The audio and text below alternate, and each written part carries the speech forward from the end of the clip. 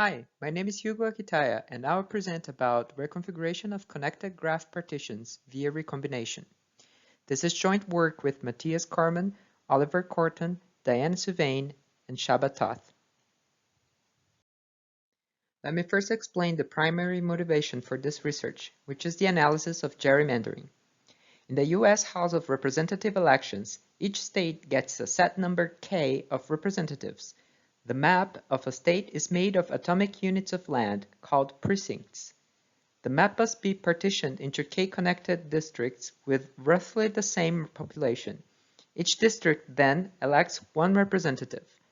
According to Wikipedia, gerrymandering is a practice intended to establish an unfair political advantage for a particular party or group by manipulating district boundaries.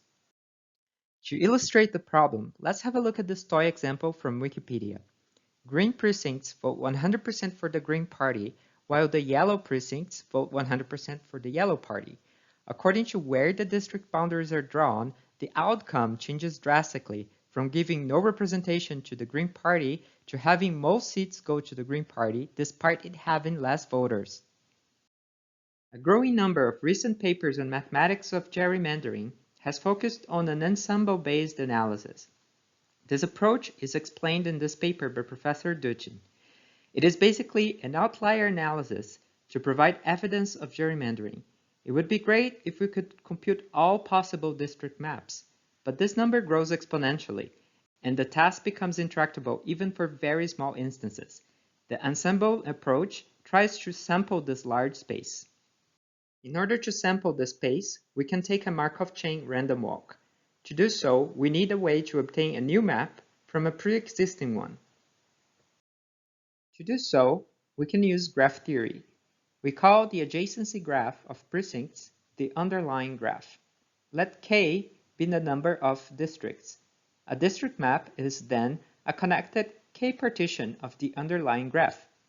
We will use this small map as an example from now on.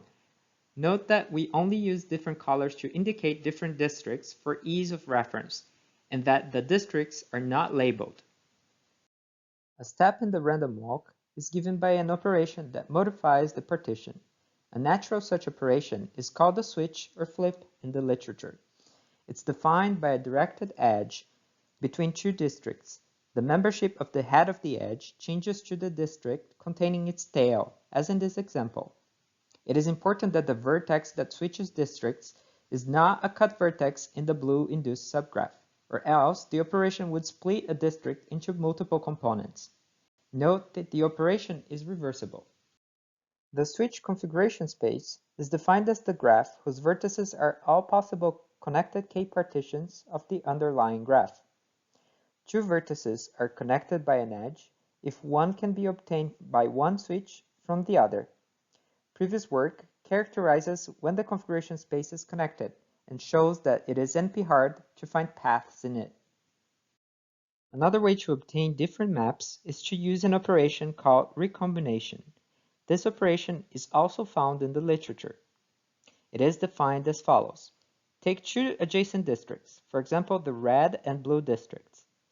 Then we merge them and split their union into two components.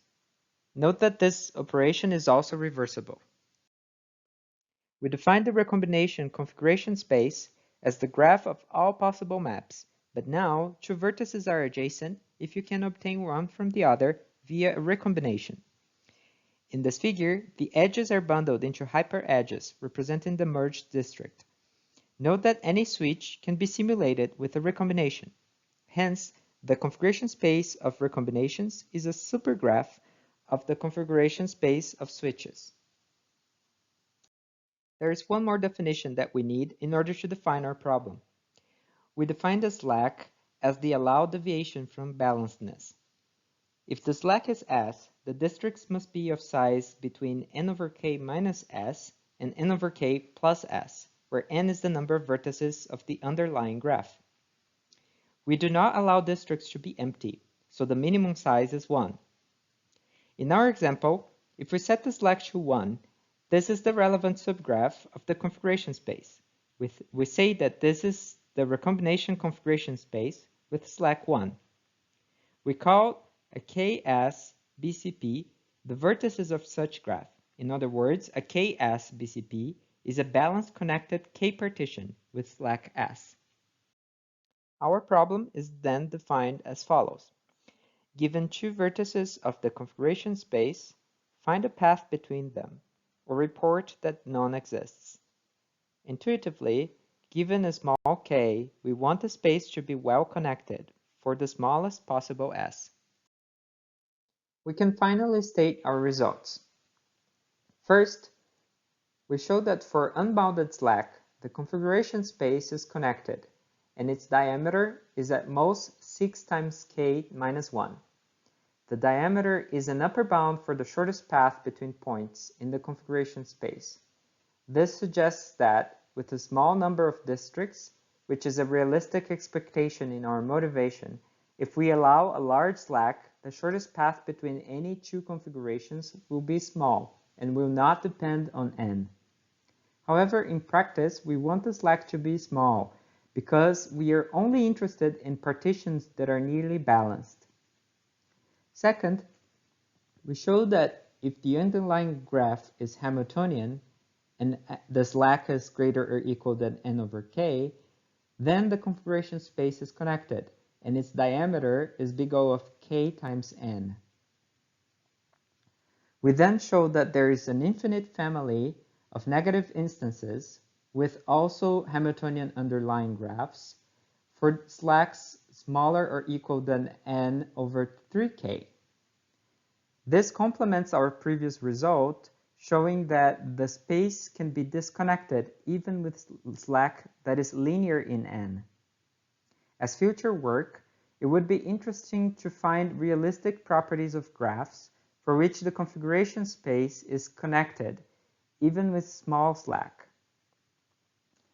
Finally, we also show that the problem quickly becomes p-space hard, even when k is small, and for any slack that is slightly smaller than linear.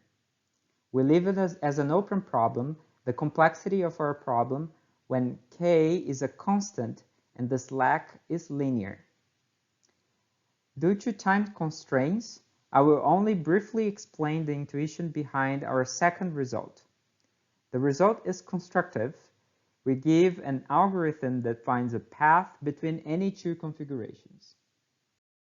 We exploit the property that the underlying graph is Hamiltonian. To evidence that, consider the drawing that puts the Hamiltonian cycle in the outer face. We split the edges into two subsets, the chords which are not in the cycle, and the Hamiltonian cycle edges. Now let's look at an arbitrary district. We define the fragments of the district to be the maximal subpath along the Hamiltonian cycle induced by the district. We compute a spanning tree of the fragments. Note that this spanning tree induces a spanning tree of the district in the underlying graph. In this figure, this tree is the one induced by the pink blob. The center of the tree is the vertex that minimizes the maximum length of paths from it to other vertices in the spanning tree. We root the fragment spanning tree at the fragment that contains the center vertex. We classify the districts between small and large based on its size. Balanced or bigger districts are called large, and the other districts are called small. Now, let's take a look at the overview of the algorithm. A map is defined to be in canonical form if each of its districts has a single fragment. By recombining districts along the Hamiltonian path, we can reconfigure between any two canonical forms in a quadratic number of recombinations. The missing piece is now to reconfigure an arbitrary map into canonical form. We show that this is always possible with big O of n times k recombinations. Then, since all moves are reversible, we can reconfigure between any two maps going through canonical configurations. Next, I will illustrate one case of the procedure that reconfigures an arbitrary map into a canonical form. The main strategy of this procedure is to incrementally decrease the number of fragments. The case is defined by the situation when there is a non-root fragment of a large district adjacent to a small district along the Hamiltonian path. The solution is to give the fragment of the large district, along with all its descendants, to the small district. Since the given fragment does not contain the root, the size of the set of vertices that change membership is less than n over k. This guarantees that the size of the new districts are within the allowable slack. This concludes this presentation.